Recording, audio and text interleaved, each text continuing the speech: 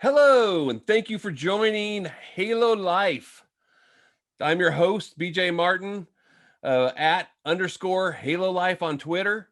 Also, Angels MLB correspondent at primetimesportstalk.com. And I've been an Angel fan for over 40 years, and I'm excited today to have a guest. And that special guest is the one and only Stu Matthews. Stu Matthews runs angelnation.com. He's also been covering Angels for over 20 years, including a stint with the Angels themselves back during the Michael Eisner Disney days. We were actually a part of the organization during the championship years, right? Sure. Yeah. I sure was. And thank you for allowing me to have me on and being your first guest. I mean, it's a bit of an honor. So thanks so much. Hey, I appreciate having you, Stu, and I'm excited to go through today the first of our countdown of the 60 on 60 HaloLife best 60 Angels players on their 60th anniversary. The club started in 1961. We're about to embark on their 60th spring training, although we don't know exactly when that's going to start with some news today, but it's supposed to be about 15 days from now. We're on the dawn of the first day of February here, but actually what we're looking at doing is going through this list. We're going to count down what I tried to do with the Halo 60 and 60 list. This is about a year's work. Started working on this early last year, looking ahead to the 60th.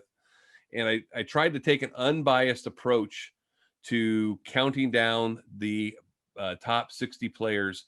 And I did that through a formula, a secret formula that takes into account Fangraphs, Baseball Reference, WAR.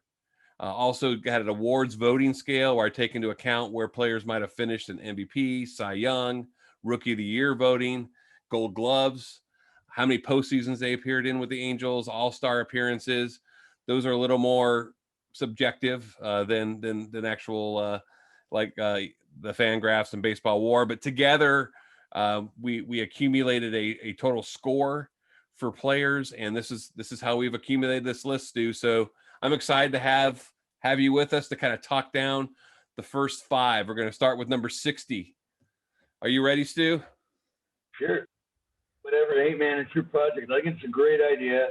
And so, I mean, just go throw them at me, man. I've been around this team forever. I turned 57 in 2 days. So I'm like 3 years younger than the team. So I can maybe get through 57.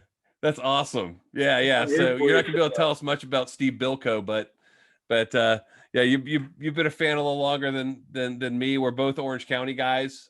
So I know we've both grown up around the Angels and have passion for it. So I'm glad to have you here as we start off with our first one. And that is, drum roll, Don Ossie. Don Ossie, man. What better way to start off this list? Don Ossie was born in Orange, California, grew up in Orange, California, went to Savannah High School, and here he is. He's number 60 on the 60 on 60 list here. Yeah, it was man, I think Don Ossie's probably like thinking, wow, I just made it in at 60. I mean, he still lives in Yorba Linda, you know. Yeah. Like you said, he's an OC guy. And like a lot of the players, he bounced around. He was the Orioles. He was with Boston. Yep. And, for the Angels, he was kind of like what you'd call their first experiment of a closer, even though they didn't have that terminology back then. Like Gene Mauch was the manager, and Gene Mauch would have taken a 1-0 win any single day of the week, and he would have. He just give me one run and pitch. And that was Gene Mauch's theory. But, Don Ossie was a guy who they tried out as a starting pitcher when he came over to the Angels. And he started for a couple of years. Then he realized that fastball he had played up out of the bullpen. And I just remember, I was pretty young when he was on the Angels. I was like high school, early high school years. And I just remember being a passionate fan and Don Ossie coming in out of the bullpen and just breathing fire with that, that massive stash that he had, and and Yeah. just really, he was seriously a shutdown guy. And you just by the end of the first year that he was actually pitching out of the bullpen, you pretty much knew that Don Ossie had the ninth inning, didn't you? Oh yeah, absolutely, absolutely. And it was a very interesting career arc for Aussie. He was a power pitcher, really in the kind of like he looked up to Nolan Ryan actually coming up. That was like who he kind of modeled his game after. And then, he comes up with Boston. Boston has him really highly touted. And then they trade him to the Angels for Jerry Remy, which was an interesting deal because Jerry Remy was a Boston Mass guy. So, you had a Boston Mass guy going to Boston from Anaheim. And then you had the Anaheim guy going the other way. So it was a real contrast there. So interesting trade. And then he's thrown right into the starting rotation with Frank Tanana and Nolan Ryan. And a year later, they win the first AL West title in '79. So it was great pickup at the time. But and like saves became a thing, Yeah, absolutely. Saves became a thing right around then. Yeah, you had Bruce Sutter. All of a sudden he had like, all of a sudden then Don Ossie got like 11 saves. I think that was 81 or something. I was a junior in high school getting ready for my junior prom. Like Don Ossie had 11 saves. Nowadays, I don't know. That might be your second guy in the bullpen if you're running two closers. But back then, Jerry Remy was a good second baseman. Don't get me wrong, he was, and he was a popular player. Oh yeah. And when he went, and it was kind of controversial. It's like he's just Don Ossie guy. Yeah. But yeah, he was really, really instrumental. Of course, being an Angel pitcher, you got to talk about injuries with him, right? So that was his demise with the Angels. And I believe, maybe you have to check me on this one, but I believe he might have been one of the first forerunners of a Tommy John surgery. Yeah, he did. He ended up getting that because so he ended up converting to the bullpen after that 79 playoffs. He actually, little sub note, he pitched 2 games in relief in that 79 ALCS against the Orioles, and the Angels only won 1 game. He was the winning pitcher. He pitched 4 innings of solid relief before Larry Harlow hit that double down the left field line, walk-off at the Big A for the first ever Angels postseason win. They only won in that series and until they would get until 1982. But yeah, he ended up having the ligament damage in his elbow, and I was reading about it, and actually that was traced back to Boston. They actually sent he had some ligament damage before the 77 season for Boston, but he pitched through it. So they may have known a little something there might have been around the horizon when they made that deal. Yeah, you were expected to do that, and Gene Mauch was no different. Gene Mauch was such a hardcore old school manager. Like I said, 1-0 win. He was happy, and he expected guys to play with pain. And there was a bit of tension, I recall, with Gene Mauch and Don Ossie. Like, Mauch was sort of like, hey, go grab the ball. You only kind of throw like 1 or 2 innings. But look, if you're throwing 93 miles an hour, as he was, that's going to hurt. Guys pitch through pain. It's only years before that, Sandy Koufax's career had just ended. And so we knew nothing. We knew nothing about this, arthroscopic, It's interesting you mentioned the doctor was a pioneer. It's interesting you mentioned the connection there with Mauch because his arm finally fell off July of '82. They had to shut him down. He had Tommy John surgery that October while the Angels are going into, play Milwaukee in the ALCS that year. And he didn't play again until June of '84, which was, I believe, McNamara was at the helm then by that time. And by the time he came back, he finished out the year, and then they fired Johnny Mack and they hired Mauch back, and he left for Baltimore. So that goes to show you kind of the resentment maybe he had towards good old skipper Gene Mauch. But I'm going to wrap up Ossie. He finished his Angels career 39-39, 3.80 ERA, 27 saves in 192 games, including 78 games started, and he had that win in the 79 ALCS with a 1.80 ERA in that series. So hats off to Don Ossie. Thank you for your service and being the 60th greatest Angel of all time. So number 59. Yeah. One down. Bartolo. Go, buddy. Bartolo Colon, Stu. Oh, man. What can you say about this man? Well, he's big and he's sexy. He is the big sexy. And the guy can. He was thinking about coming back a couple of years ago and still pitching at like 46 or 47 or something. And you know, the guy can. He probably could do it. You know, Angels need a starter right now, don't they? You know, why not? But I mean, a Cy Young winner. The Cy. 2005. It's like the big. You know, it wasn't Dean Chance, who looked like he was chiseled and born to be a pitcher, you know, like just a model pitcher. Here's this guy. He's a little bit on the heavy side, right? And it's just, he goes 5'11" and 270, and he just dials it up there. And what a great pitcher. You know, just mental game, big smile on his face. Beloved, really beloved. Yeah. Had a long career and not enough of it with the Angels, but I mean, enough to delight us. Well, here's the thing that's interesting about that time with the Angels, Stu, is they signed him in December of 03. It was right after Marino took over the club.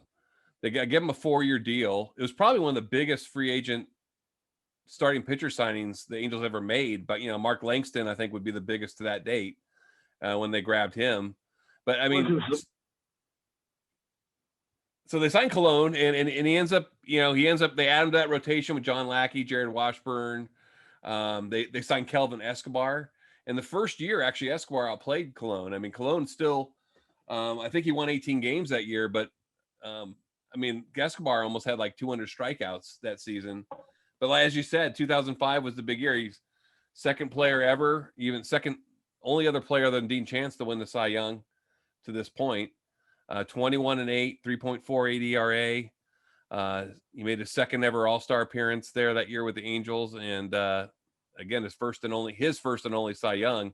But then after that, the latter half of that 4-year deal, he was 1-5 the next year, 6-8 his last year with the Angels, and I think he was on a farm in the Dominican Republic 2 years later. It looked like his career was going to be over.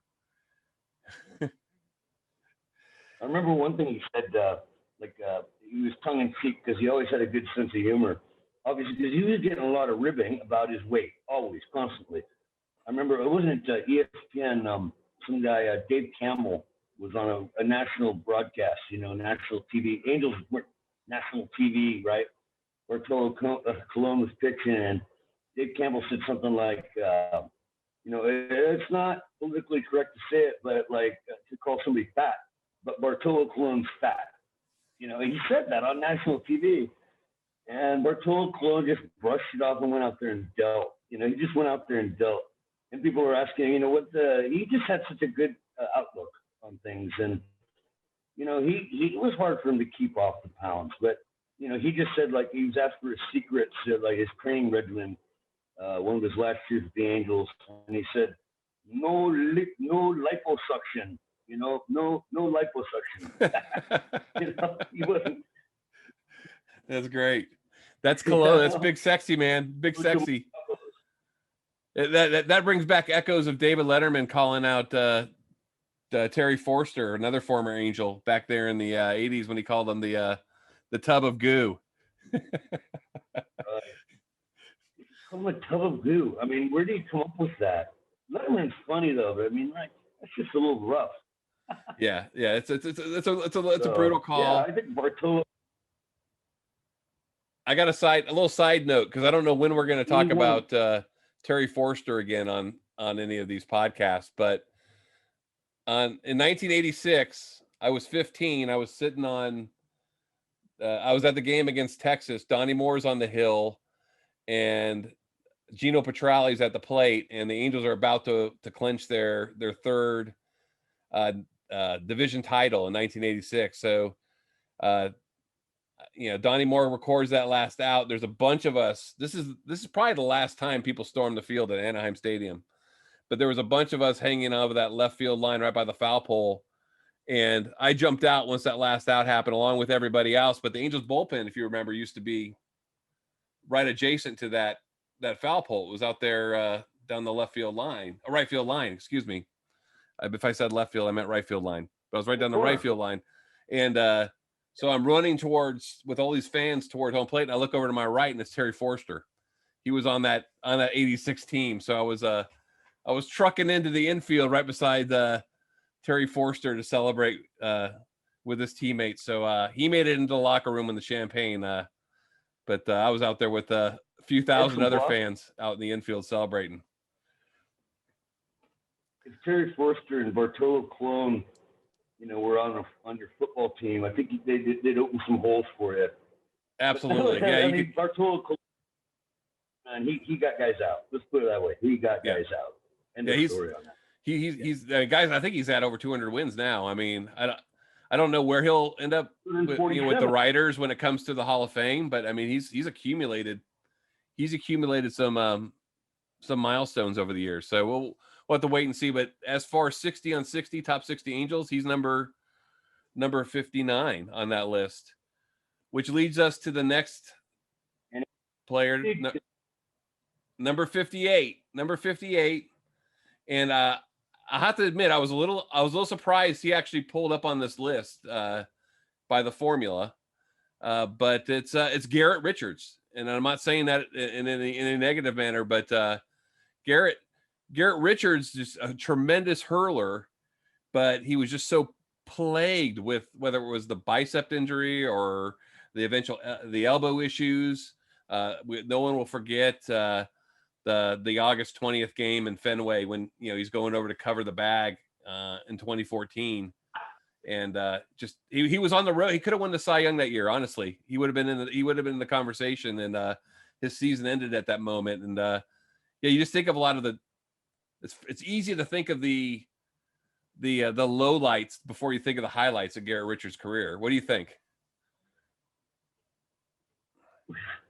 I mean, Garrett Richards, his last 8 years or whatever, kind of summarizes, and Don Ossie as well, getting injured, a weird injury and arms falling off. Garrett Richards, again, is another guy. I mean, I don't know how many pitchers they've had who just had more dominating stuff than G-Rich, and he came up with Mike Trout, and they're good buddies, him and his wife Alexis and Trout's wife Jessica are good buddies. They were roommates, teaching each other how to play guitar and stuff. You just think this guy's going to be a lifetime Angel. He's like paired with Trout.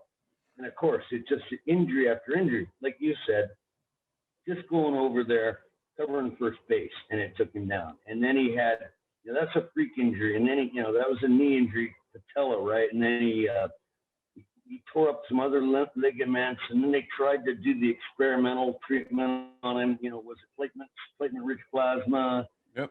2016. He made 32 starts in 2016, and you're thinking, okay, G-Rich has it, right? This is the guy, because he could always spin the ball, always make his starts. What a awesome delivery, just absolute lockdown slider. Nobody wants to see that slider. And yet, he just couldn't stay healthy. Goes to the Padres, gets his health back, and now he goes to the Red Sox on a one-year deal. It's a little frustrating to think that, he might not ever make it back to the Angels when, to be honest, going into the 2021 year, we could use him. Yeah, absolutely. He was one of those the dark horses I was kind of looking at, like the Quintana signing they made. I would have been very pleased if they would have brought Garrett Richards back in just to get him a chance of battle, because I have some Red Sox fellow staff writers at primetimesportstalk.com, and I was telling them, I think, if Seeley's not healthy, which it looks like he might not be back till summer. I know they got Rodriguez, they've got Evaldi, but I would not be surprised come June or July, Garrett Richards is their number one guy and maybe representing them representing that team at the All-Star game. I mean, I think he's 32 years old. And I know we're talking about on this list what he did with the Angels, but I just think it's worth noting. I don't think there's by any chance that we should be counting this guy out and that his career is over. I think he's got the opportunity to get second life here in Boston or wherever he ends up playing the rest of his career. Well, how about Anaheim? You know, why not Anaheim in 2022? I mean, honestly, I've always loved this guy. You look at him, you watch him, you watch the film clips, and it just looks a lot like the way a guy should pitch. You know, the delivery is repeatable. He's got elite pitches on his four-seamer, his slider, and his curve. Or his slider is just ridiculous. It's like something like it drops like a vertical break of six inches, you know. And he's better than like Yu Darvish on some of his whip percentages. And Max Scherzer, he's like right behind Max Scherzer at K rate, 40.5%, you know, using his slider. Yeah, I mean, his numbers are insane. He looks the part of an ace. And it's just like, why has he never been the Angels ace? And I guess this is why he's 58. But hey, let's give credit to the unbiased 60 on 60 formula here. I mean, it still put him in the top 58. There's some great pitchers. I'm not going to divulge who they are right now, but when we get through this list, you'll see there's a lot of great pitchers that didn't make this list. But you got to look back at that season that ended in August. He was 13-4, 2.61 ERA, 164 strikeouts and 168 innings. I mean, he was on track to a 21 season there on August 20th. And again, I think he would have been a finalist for the Cy Young that year. And then the next year, as you mentioned, I think you mentioned the starts. He had close to 30 starts. It's 15-12, 3.64 in ERA before the elbow injury the next year, and then the bicep injury. And then, of course, you know, he moves on. But if you look at that free agent class end of next year, after this coming season, where we got Heaney and Bundy leaving, or they'll have to decide if they want to resign him. And then Richards is a free agent. You look across the board, Syndergaard's probably the biggest free agent. He's coming off injuries.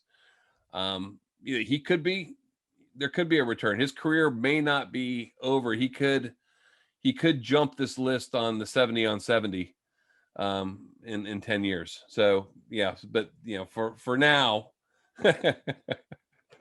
he and Bartolo, we don't know. They're gonna have to wait. They're gonna have to be happy with the rankings now. But you know, we'll see if there's future years ahead. We don't know though either. You know, I don't have the crystal ball. It's just like he's such a good pitcher, and like you said, he's only 32 years old. And you go, okay, all right, maybe he pitches one year at Fenway, right? And then the contracts start coming off the books. Artie's not quite so afraid to spend the money, and you bring him back on a multi-year deal. Wouldn't that be funny? It's like 8 years or 9 years or whatever it is between multiple year deals that they've given to a free agent pitcher, and it's both Garrett Richards.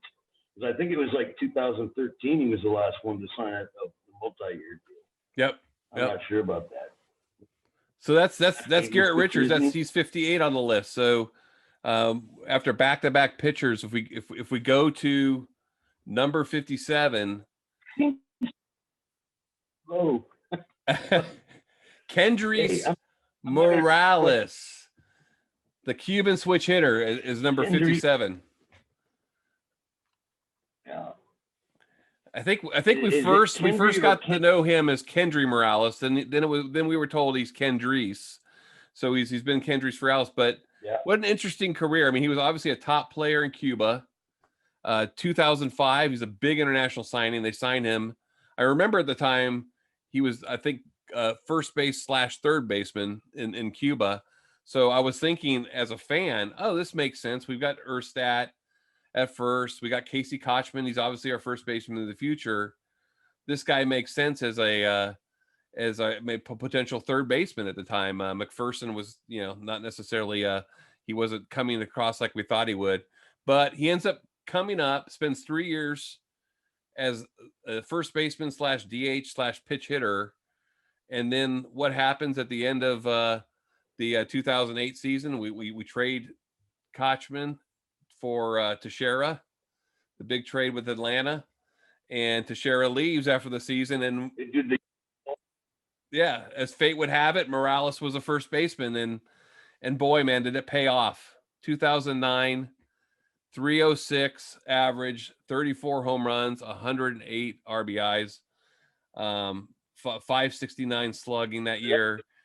I mean, arguably one of the finest seasons an Angels first baseman ever put up that year. And yeah, what was his slugging? 569 slugging that year, 2000. Yeah, it's 569 slugging percentage. Yeah, and then he finished 5th in the AL MVP that year as well. Yeah, and but of course he gets that fluke injury, and it was one of the weirdest injuries I've ever seen an Angels player get. Of course, and you remember the day. It's like normally it's pitchers who get these weird injuries. Remember when Chuck Finley was like a magnet for getting foul balls in the dugout? And then it was 1997 or something, Mo Vaughn, they just signed this free agent, Mo Vaughn, and he tumbles into the first base dugout chasing a foul ball. And then here's Kendrys Morales, and he rocks one, a grand slam walk-off, right? Yeah. It's, a game against the Mariners that was King Felix pitching against Jared Weaver or something. They just took a pitcher's duel into the 9th or 10th, maybe the 10th. And then the Angels got a little rally together, and here comes Kendrys day game, and boom, he hits it out, comes around, it's a normal home run trot, comes in, and just hops on home plate. And all of a sudden, it's like Joe Theismann kind of, he broke his ankle. And it just didn't look like much, but it's just, yeah. And his career, he rebounded, but not his Angel career, unfortunately. No, yeah. I mean, he was, I'm looking at the stats there. He, at that Memorial Day game, that with that walk-off, that Memorial Weekend game, he was batting 290, 11 home runs, 39 RBIs. That was his 51st game of the season. So he was well on his way to another 30 home run, 100 RBI season there.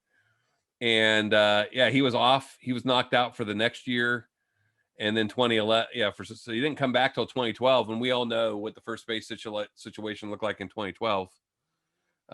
We had the Machine was just signed. Mark Trumbo, that was the Kendrys Morales injury was an opportunity for Trumbo. He was almost Rookie of the Year that year in 2011 that Morales missed. So Morales was a DH that year, and then expendable really with Pujols and Trumbo. But like you said, he had a great career after. With Seattle and Toronto and Kansas City, and kind of moved around a lot. Different. Yeah, I mean, he hit like something close to 80 home runs for the Angels. You think about like 79, 80 home runs or whatever it was he hit. The amount of promise that he came to the Angels team with was immense. And you think all you got out of Morales was 80 home runs. Well, that was great, but it was that one injury, wasn't it? It just derailed the train.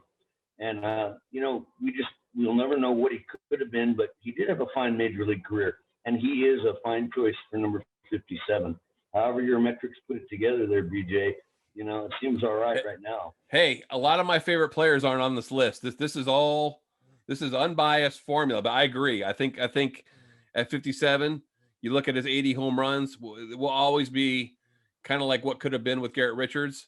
There's always going to be that what could have been. A lot of fans lament the Pujols trade. I love Albert Pujols for the record. I'm a huge Albert Pujols guy. Now, granted, his Angel career was not what he did with the Cardinals. We all know that. But I mean, it's not his fault. He did what any of us would have done. He got a big contract. He took it, and he's played as hard as he can. But you wonder if that injury never happened, and Mark Trumbo's there, how the whole direction of the team the last decade, how much different that could have been with Morales and Trumbo in there, and there'd be no need to sign Pujols. Should be, maybe we'd have Kershaw. Who knows who we would have gone out and pursued? Max Scherzer. He's never, a switch hitting middle of the order bat, which is exactly what he looked like. He was going to put numbers on the board, numbers on the stat sheet. Switch hitting middle of the order bat. They don't come around very often, and he looked like he was the answer. And well, again, he's one of these guys where you say, great major league career as an Angel. It's just frustrating, a shame, one of many pains we've been through. And towards the end of this list that you've got here, I suppose that we'll be talking about guys like that, Yeah, so we do. Well, we're going to go through 60 total, but not in this podcast. We got one more on this podcast. That's number 56. And I think of this guy, and all it does is it makes me want to smile because this guy was just one of the great Angel characters, I think, of all time. Bengie Molina. Just what a phenomenal catcher. Great person. Oh, okay. Give me a hint. I was looking at the catcher's gear behind you there. I'm trying to guess who it is. That's not Bengie Molina's gear there behind me, but all right. But it might have been his father's. His father might have had gear like that because this guy is the senior Molina, Bengie's father, raised Bengie, Jose Molina, and Yadier Molina, who will be, I believe, a Hall of Famer. He should be a first ballot Hall of Famer, in my opinion, when it's all said and done. But what a tenure. I mean, when I think of him, probably like you, most Angels fans, we think of him embracing, Troy Percival at the mound after Erstad caught that ball in Game 7 of the World Series.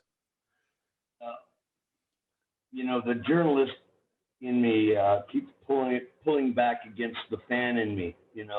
Like there's part of me that I grew up an Angels fan before I became a professional journalist in this field, and it kind of crossed over right there. But I gotta admit, when Bengie Molina jumped into Troy Percival's arms, my eyes got moist, and they still do thinking about it. Like the last out, Erstad caught the ball, and then Troy Percival just goes back in this massive lion's roar of a celebration, and here comes Bengie Molina and trucks onto him, and the pylon's on. I mean, who wants to catch? Okay, Bengie Molina caught a lot of people. Bengie Molina caught a lot of pitchers, but how many pitchers had to catch Bengie Molina? And that's one of them right there. That's I don't right. think I want to handle a man his size. But Percival is a strong man to be able to catch him. I mean, honestly, what a beautiful, when I think about just like Angel history and just like what the beauty of it, that some of the high points. I mean, that season, Bengie came on the scene a few years earlier. I mean, he was fourth in the Rookie of the Year voting when he batted .281, 14 homers, 71 RBIs in his rookie year, and I think that was the 2000. And then his brother Jose had come up with the Cubs, was a backup in Chicago, and then they bring him in to Anaheim to be Bengie's backup. And arguably Jose was just as great a catcher. I mean, he didn't have a career as a starter that Bengie and Yadier had, but what a great defensive catcher. And you think about a lot of our first thoughts when we think about that 2002 World Series run is the pitching, and the bullpen, especially when you think of Percival and K-Rod and Donnelly and Weber and these guys, but who was catching them? Without a doubt. I mean, I think you just nailed it right there, BJ, is the fact that Bengie Molina is a thinking man. I mean, he guided that staff. You've got all these different personalities, all these different, alpha, beta type, male types. That staff was not made out of Max Scherzer. It wasn't just people who just gobbled you up. It was a bunch of guys who did a job. That pitching, and Bengie Molina just managed them on, speaking his second language, and just working with pitchers. And of course, the coaching comes into that. But I mean, just what a intelligent man Bengie Molina is. And I always remember, because this crosses over to my journalism career, when I go into the clubhouse in those years when Benji was around, and his locker would be over there in that corner on the left hand side, and you go and talk to Benji, and he's about my height. He's not really all that tall. I was a shortstop. I'm a skinny guy, but Benji's a big dude. But he's just a great big puppy dog. A big smile on his face, lovely person, wonderful, absolute personality, giving, charming, a thinking man, and yet, he gets behind that dish and he turned into an attack dog mentality. He was a junkyard dog. And that's what you needed on that team. In 2002, when you go win a World Series, you can talk about pitchers all you want. You can talk about lineups all you want, but if you don't have a good catcher, you're not winning the World Series. And I think maybe the crowning moment of any catcher's career is to go leap into the arms of that pitcher, at the end of any World Series. Wouldn't it be? Absolutely. Absolutely. You don't get to do that. Yeah. And over there, and it's kind of like, okay, it's like you're still out there on the infield dirt. You don't get to go run and hug your pitcher. What a moment, what a moment. Fantastic. It seems like Great all moment. the stars really, were aligned, and the story just came together that Mike Scioscia would be hired that rookie season of Benji, because Mike, obviously known as being one of the best defensive catchers of his generation.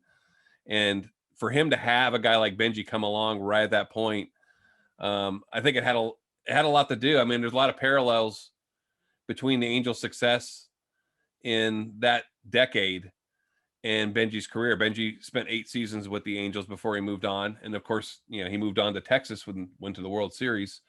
And I believe he was on one of those Giants teams, if I remember correctly, that went as well, won a World Series. So, so he went on to have a lot of success after. But in those 8 seasons, he was in 6 postseason series as well, and one of those, I think it was the ALDS in 2005 against the Yankees. He hit 3 home runs in that series. That was the year they won the DS, and then lost to the eventual world champions, White Sox there the next season. But what a great player, great clubhouse guy, great quarterback.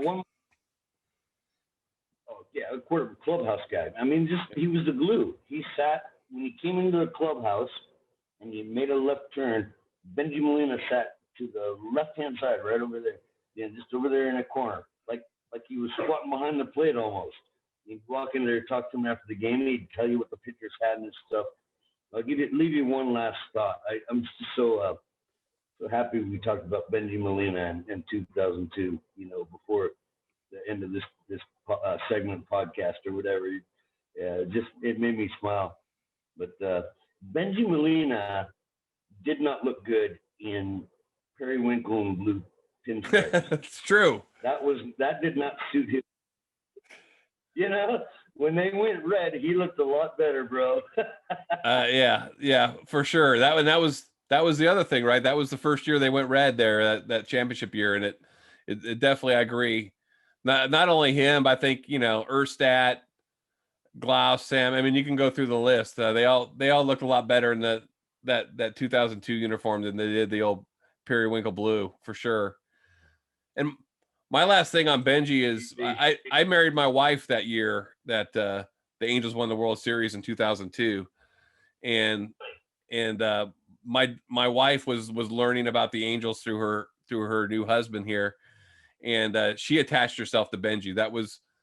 Benji was like, I think one of those. I think a lot of female fans found themselves probably attaching themselves to Benji Molina. In fact, that's not his gear, but one of these balls that's behind me somewhere, there's a Benji Molina autographed baseball in my collection here. But and that was for my wife.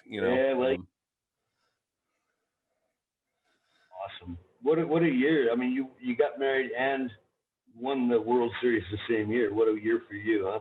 Hey, it definitely helps me it reminds me, I can always remember, how long I've been married to my wife. It's the exactly. Oh, my second wife. Don't get me started there, BJ. I know I'm not going to talk about that, and I haven't. Divorce is not in our vocabulary here, but I don't want to think about a second marriage maybe leading to a second Angels World Series, because that's not going to happen for me. Second World Series. That's what I want. I want that for your future. I want the second World Series, and I want you to be married forever, bro.